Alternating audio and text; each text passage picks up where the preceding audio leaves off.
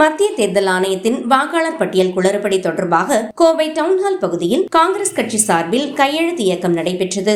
இதில் சிறப்பு அழைப்பாளராக கலந்து கொண்டு கையெழுத்து இயக்கத்தை துவக்கி வைத்து காங்கிரஸ் மாநில தலைவர் செல்வ பெருந்தகை செய்தியாளர்களிடம் பேசியதாவது: என்ற முழக்கத்தோடு வாக்கு திருடனே பதவி விலகு என்ற முழக்கத்தோடு நேற்று தமிழ்நாட்டின் தலைநகரான சென்னையில் துவக்கி வைத்தோம்.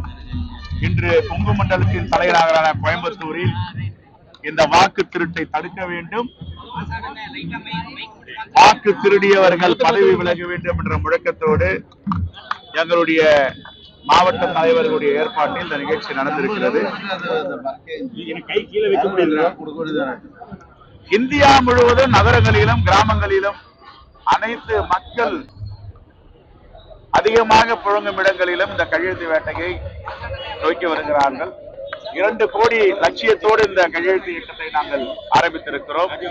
2 கோடி லட்சியம், 1 கோடி நிச்சயம் என்ற அடிப்படையில் 1 கோடி கையெழுத்தை குறைந்தபட்சம் அனுப்புவதற்கு குடியரசுத் தலைவர் அவர்களுக்கு முகவரி விட்டு காங்கிரஸ் பேரியக்கம் வாக்குரிமையை இந்திய மக்களுக்கு பெற்று தந்தது.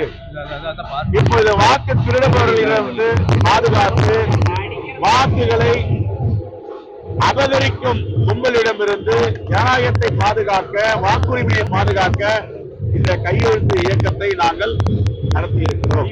ஒருத்தர் அறித்துவார் சொல்லிட்டு அமித்ஷாவை பார்ப்பாரு, ஒருத்தர் கட்டடத்தை பாக்குறேன்னு சொல்லிட்டு அமித்ஷாவை பார்ப்பாரு. எதுக்கு சுத்தி வளைச்சி இந்த அரசியல் பண்ணிட்டு இருக்காங்க? தமிழ்நாட்டு மக்கள்லாம் விழிப்புணர்வு உள்ளவர்கள், அதிபுத்திசாலிகள், உலகத்திற்கே வழிகாட்டியான சமூகம் தமிழ் சமூகம். இவங்க இது மாதிரி எல்லாம் உண்மைக்கு புறம்பா சொல்லிட்டு குடிக்கிற ஆட்டம் விளையாடுறதெல்லாம் தமிழ்நாட்டு மக்கள் யாரும் ரசிக்கல.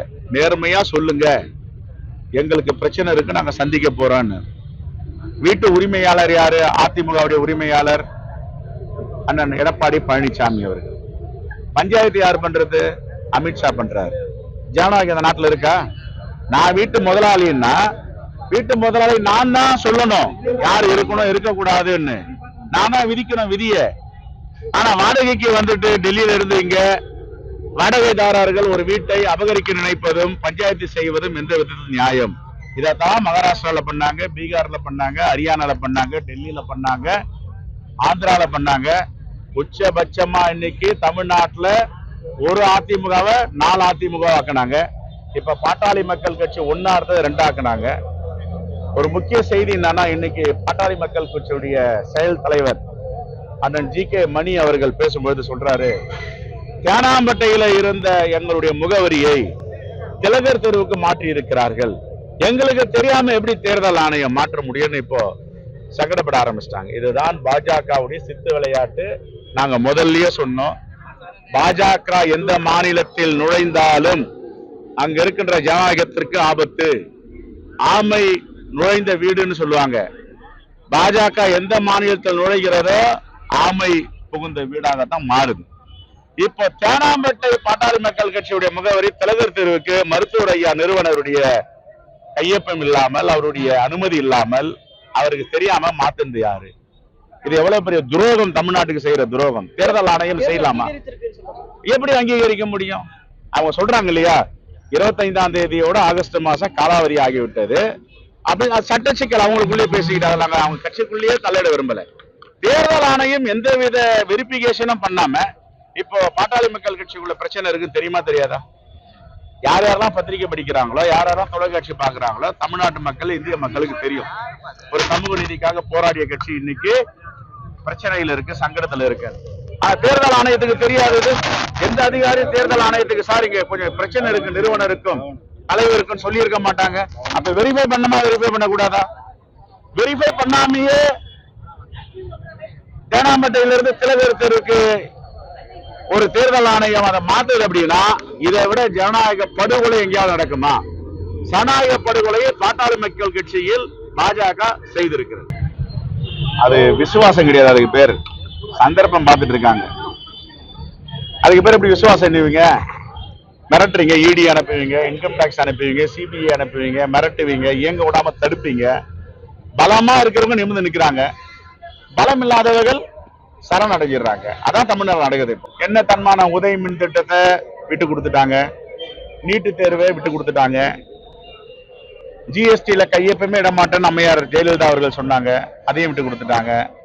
எது தன்மானம், எது தமிழ்நாட்டு மக்களுடைய உரிமை? நான் தெரியாம கேட்கிறேன். அம்மையார் ஜெயலலிதா இருக்க வரைக்கும் நான் இருக்க வரை உதய மின் திட்டத்தில் கையெழுப்பிட மாட்டேன், நான் இருக்க வரை ஜிஎஸ்டியை தமிழ்நாட்டுக்கு அனுமதிக்க மாட்டேன், நான் இருக்க வரை இந்தியா முழுவதும் எல்லா பாடத்திட்டங்களும் சீரான பாடத்திட்டங்கள், சிலபஸ் ஒரே மாதிரியான சிலபஸ் வர வரைக்கும் என்னுடைய தமிழ்நாட்டு மக்கள், கிராமங்களில் உள்ள பிள்ளைகள் சிபிஎஸ்இல படிக்கிற மாணவர் மாணவிகளுக்கு நிகராக எழுத முடியாது, அனுமதிக்க மாட்டேன்னு சொல்லி 2 ஆண்டுகள் விலக்கு வாங்கிட்டு வந்தாங்களே, அதுல ஏன் போய் அனுமதிச்சீங்க நீங்க? இதெல்லாம் இருக்குல்ல, அது அவருக்கு தான் தெரியும், அவரை தான் கேட்கும். இங்க பாருங்க, நான் திருப்பி சொல்றேன், நாங்கள் இந்தியா கூட்டணியோடு இருக்கிறோம். ஏதாவது எங்களுக்கு புதிய வழிகாட்டுதல் கொடுக்கணும்னா அது அகில இந்திய காங்கிரஸ் கமிட்டி தான் கொடுக்கணும். எங்க தலைவர், அகில இந்திய தலைவர் மல்லிகார்ஜுன கார்கே, இந்த தேசத்தின் பாராளுமன்றத்தின் எதிர்க்கட்சி தலைவர் எங்களுடைய ஒப்பற்ற தலைவர் ராகுல் காந்தி, இவர்கள் தான் எங்களுக்கு வழிகாட்டணும். இந்த திசையில போங்க, இப்படி பேசுங்க அப்படின்னு. இது வரைக்கும் என்ன நானா தலைவர் என்கிட்ட யாரும் சொல்லல. இந்தியா கூட்டணி வலிமையாக இருக்கிறது. இந்த மதவாத சக்திகளை, பாசிச சக்திகளை ஒன்றிணைந்து நாங்கள் அகற்றும் பணியில இருக்கோம். ஆகையால் இது யாராவது அவங்க சொந்த கருத்து சொல்லி இருப்பாங்க, நீ அவங்ககிட்ட தான் கேட்கணும். அவருடைய கொள்கை, அவருடைய கோட்பாடு, அவருடைய கட்சியுடைய வார்த்தையா இருக்கலாம். நாம கருத்து பண்ணி சொல்றது இல்லை. நான் ரொம்ப தெளிவா சொன்னேன், இந்தியா கூட்டணியில் வலிமையாக நாங்கள் பயணத்தை மேற்கொண்டு கொண்டிருக்கிறோம். ஏதாவது எங்களுக்கு வழிகாட்டுதல்னா அகில இந்திய காங்கிரஸ் கமிட்டி வழிகாட்டணும். இது வரைக்கும் எங்களுக்கு அது மாதிரி எந்த வழிகாட்டுதலும் சொல்லலை. சொன்ன பிறகு உங்ககிட்ட நான் சொல்றேன், அது மாதிரி இது வரைக்கும் இல்லை. எல்லா கட்சிக்கும் எழுச்சி இருக்கும், அதே மாதிரி அந்த கட்சிக்கும் எழுச்சி இருக்கும். அந்த மகிழ்ச்சி தான். ரைட்.